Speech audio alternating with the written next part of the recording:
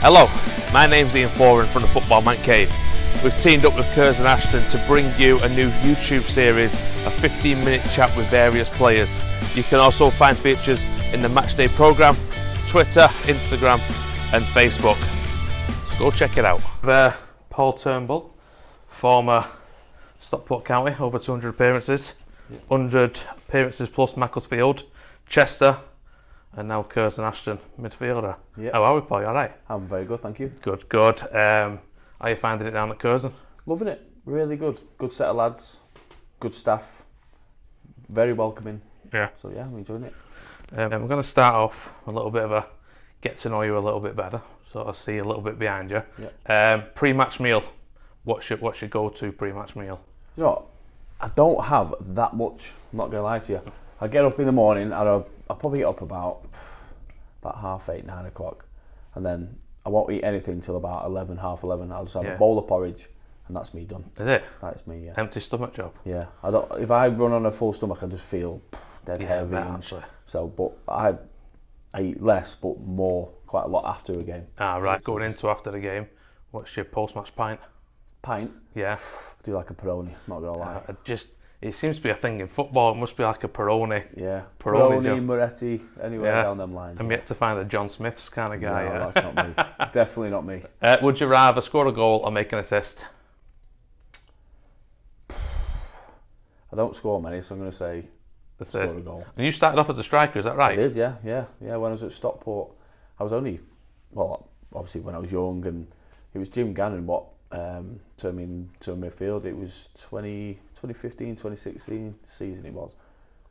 And I come on, made my debut as a striker. Yeah. And then I had a chance to score. I remember Adam Lifondre going down the right, and he cut inside, and I was there, open net, and he shot and missed. I'm like, what are you doing? But then, literally, about a month later, the gaffer was like, do you fancy playing midfield? Yeah. I was like, yeah, go on then.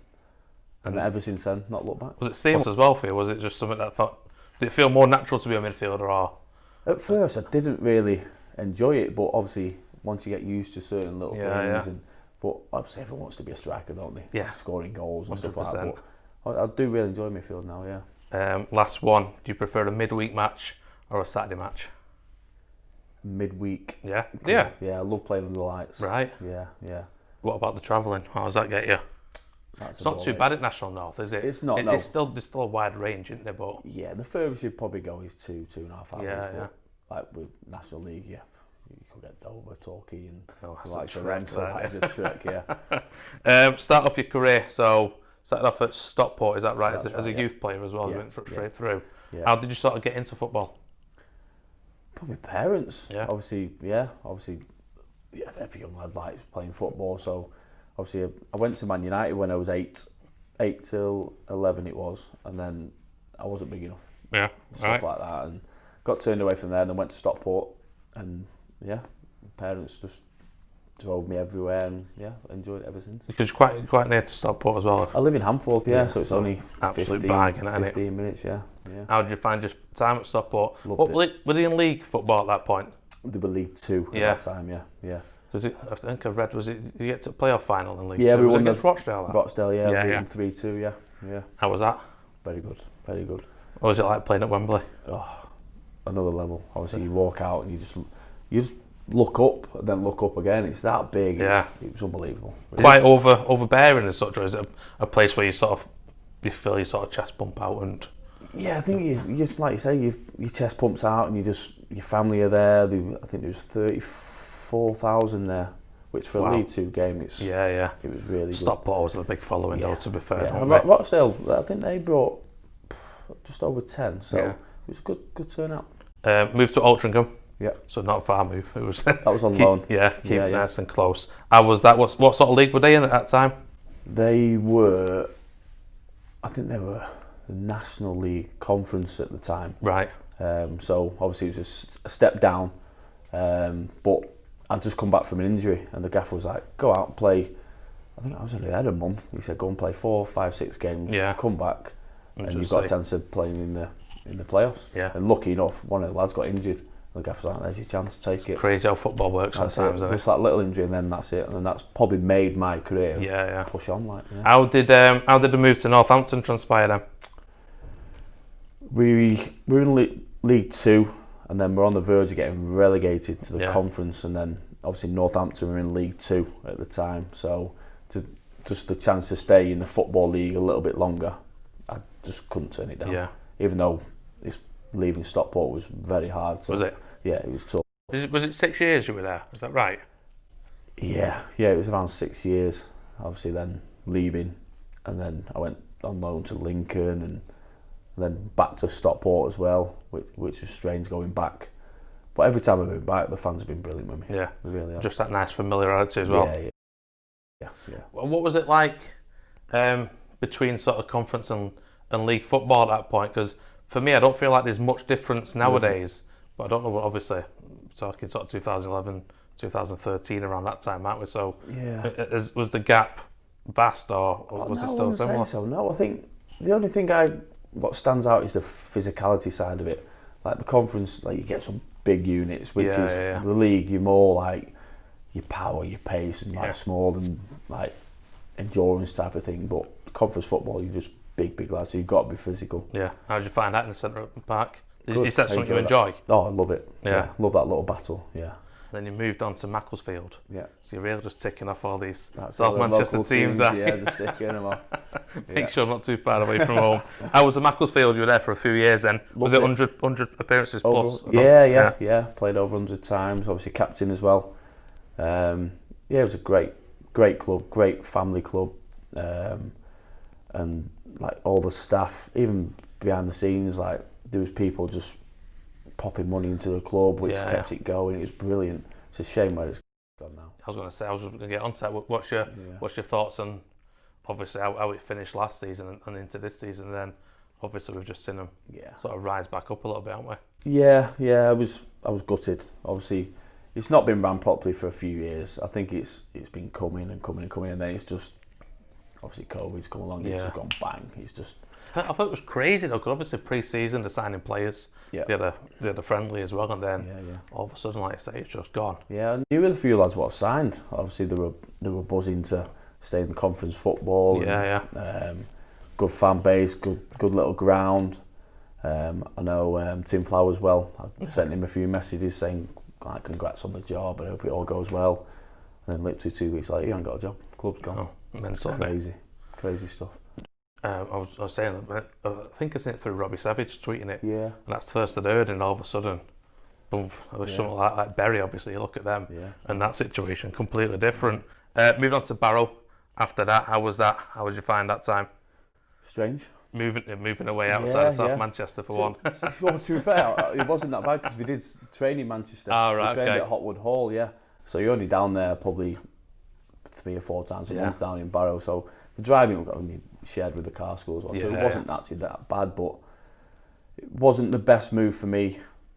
Obviously, I couldn't get going performance-wise, and I had the odd couple of games I was on the bench, and then different managers coming in, and then you left out the squad. Yeah. It was a difficult time for me. I think I lasted a year. I signed a 2-year deal, lasted a year, and that's when Chester come in. Yeah, doing well as well.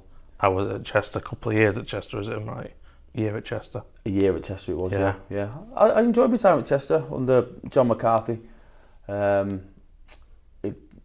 Results didn't work, then he got the sack, then another manager come in, same as a Barrow situation. And he has his favourites and brings his own players in and leaves people out, and unfortunately I was in and out of that team as well.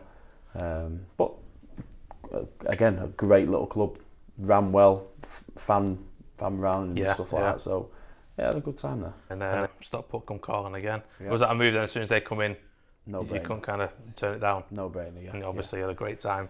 There as well. Obviously, it was I come in halfway through the season or towards the back end of the season, and the gaffer said, "Look, come in.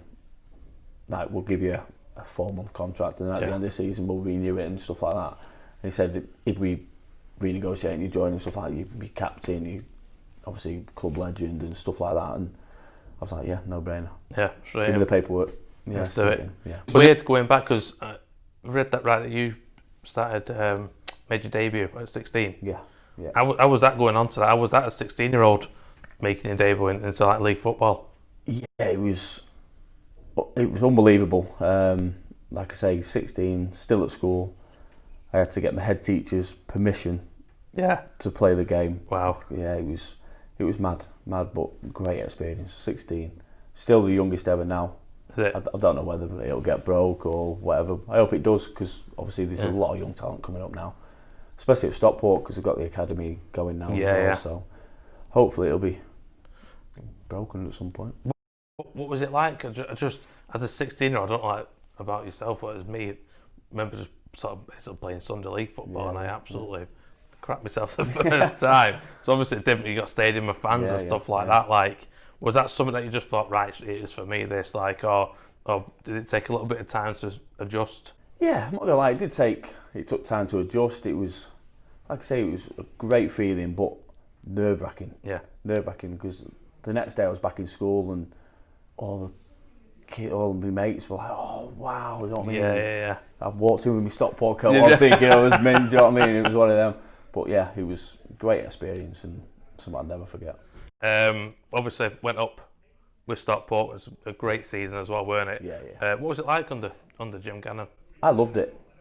He's one of them managers where if you can listen to him, and because he's very competitive, it's his way or no way. Yeah. And in training, like, we do throw-ins constantly, we do set pieces constantly, and you see it like here now. Yeah. Teams conceding for set pieces, like left, right, and centre. And Stockport very rarely concede for set pieces, and that's what he does in training. But I've seen some experienced players like come and go just because they can't handle his training sessions. But honestly, his knowledge and everything in the game is frightening. Really, really good. Yeah. Obviously, they got promoted. Yeah. And then moved on to Curzon. So for you, what was the attraction of obviously going from Stockport and then to turning around here? I spoke to Gaffer a few times, and obviously I knew a few of the lads here as well, and like I wanted to come to somewhere where they want to make, like the Gaffer keeps saying, make noises, go under the radar. And I think with the squad we've got, and he's going to add obviously loan players, and so we've got a few injuries at the minute, but we're gonna make little noises this year. Yeah. And that's one of the reasons. And the Gaffer's, he's like one of the boys, and like, but in the changing room he gets his manager's head on, and he's good. You know what I mean? He does his own work, and obviously he's just a great man to work with. What I asked Dom this last time. Challenge wise, what do you think Curzon can do this year? I'm going to say playoffs. It's going to be tough, obviously, because obviously everyone knows the budget's not the best, but with the players we've got, the changing room we've got, the staff we've got, like, it's like we've only been together a month, and you can tell already there's something there. So yeah, I'm going to say playoffs. We're not going to win it. No. You know what I mean? We've got Boston, you've got York spending fortunes and big, massive squads. They can rotate. We haven't got that luxury. No. You know what I mean? So if we get playoffs, it'll be a hell of a season. And obviously, it's brought like yourselves in, like even Dom and stuff like that, who've got experience of sort of going up, getting promotions, getting into playoffs and stuff like that. Obviously, it's a factor, but how much of a factor is to have them people with experience in who've got out of this league before? How much does it play when it gets to certain parts of the season? 100%, yeah. Even like, I look at Saturday's game, and like we come in 2-0 at half time, and like you see some of the young lads are sat there like, we're done here, we're beat.